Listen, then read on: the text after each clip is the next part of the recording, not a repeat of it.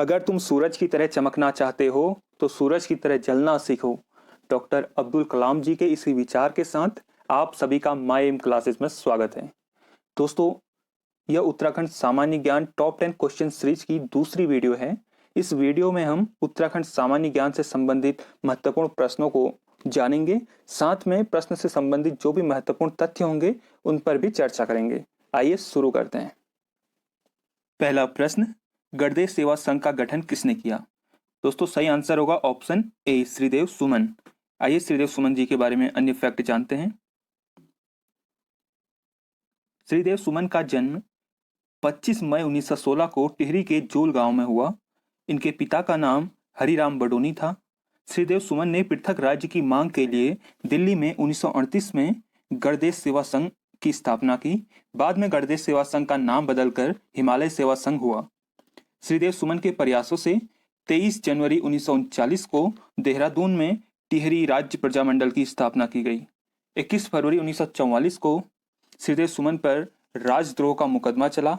3 मई 1944 को श्रीदेव सुमन ने आमरण अनशन शुरू किया और 25 जुलाई 1944 को 84 दिन की भूख हड़ताल के बाद श्रीदेव सुमन की मृत्यु हो गई।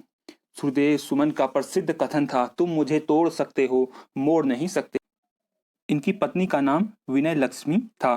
दोस्तों, हाल ही के उत्तराखंड ग्रुप सी के जो एग्जाम हुए थे उसमें एक क्वेश्चन पूछा गया था कि श्रीदेव सुमन की पत्नी का नाम क्या था, तो सही आंसर होगा विनय लक्ष्मी। अगला प्रश्न देखते हैं। उत्तराखंड राज्य की निम्नलिखित खाद्य फसलों में सर्वाधिक क्षेत्रफल पर बोई जाने वाली फसल है। सही आंसर होगा ऑप्शन सी, गेहूं। उत्तराखंड में सर्वाधिक क्षेत्रफल पर गेहूं बोया जाता है। गेहूं राज्य का प्रमुख फसल है। उत्तराखंड की कुल कृषि भूमि के लगभग 33% भाग पर गेहूं बोया जाता है। कुमाऊं मंडल में गढ़वाल मंडल की अपेक्षा अधिक क्षेत्र पर गेहूं बोया जाता है। अगला प्रश्न, निम्न में से कौन उत्तराखंड राज्य की सबसे ऊंची हिमाच्छादित पर्वत चोटी है? दोस्तों, सही आंसर होगा ऑप्शन सी, नंदा देवी। नंदा देवी उत्तराखंड राज्य की सबसे ऊंची चोटी है। ये कुमाऊं हिमालय का भाग है।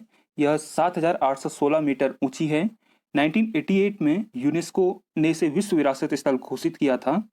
कामेट की ऊंचाई 7,756, त्रिशूल 7,120 मीटर, चंगोरी 8,611 मीटर है। चंगोरी पर्वत का ही दूसरा नाम केटू या गॉडविन ऑस्टिन है।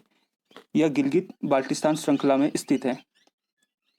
अगला प्रश्न, वर्ष 2011 की जनगणना के अनुसार उत्तराखंड राज्य की साक्षरता दर है। दोस्तों, सही आंसर होगा ऑप्शन ए, 79.63%।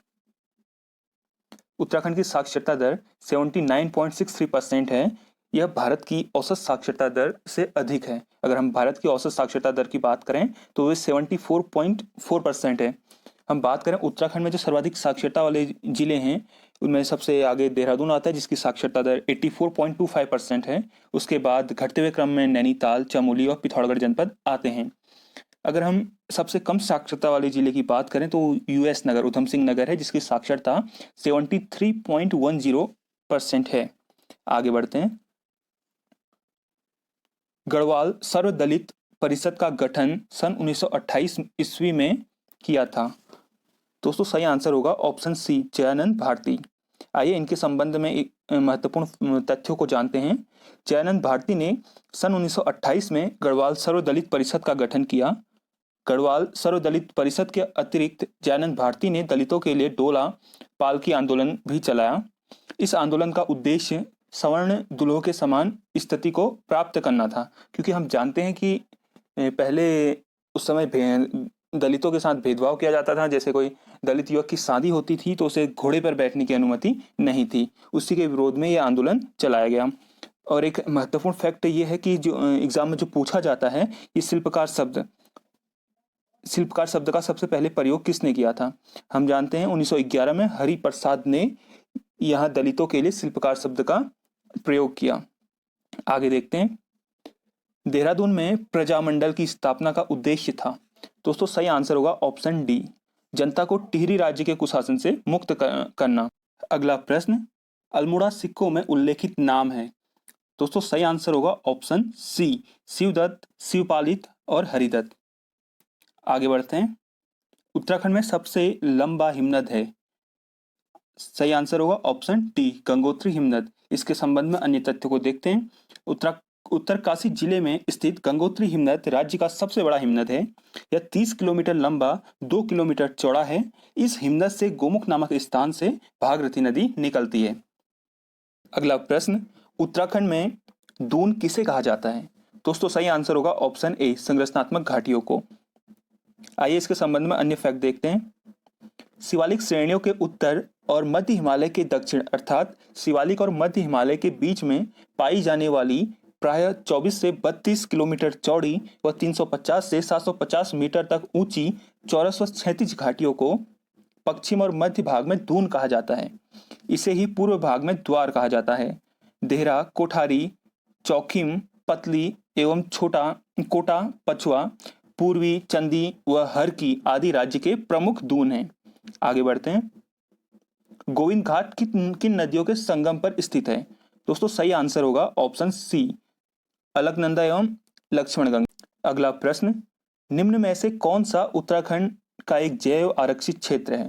दोस्तों सही आंसर होगा ऑप्शन डी, नंदा देवी। दोस्तों ये प्रश्न उत्तराखंड पीसीएस 2014 के प्री में पूछा जा चुका है। आइए इसके संबंध में अन्य तथ्यों को जानते हैं। नंदा देवी रिजर्व चमोली जिले में 624 वर्ग किलोमीटर क्षेत्र पर फैला है। इसकी स्थापना 1982 में की गई थी। इस उद्यान में हिमालयन भालू, स्नो लेपर्ड, मस्क डियर, मोनाल, कस्तूरी मृग, भरल आदि पशु मिलते हैं। इसका मुख्यालय जोशीमठ में है। दोस्तों इस वीडियो में इतना ही। अगर आपको हमारी वीडियो पसंद आती है तो वीडियो को लाइक करें, चैनल को सब्सक्राइब करें। मिलते हैं अगली वीडियो में।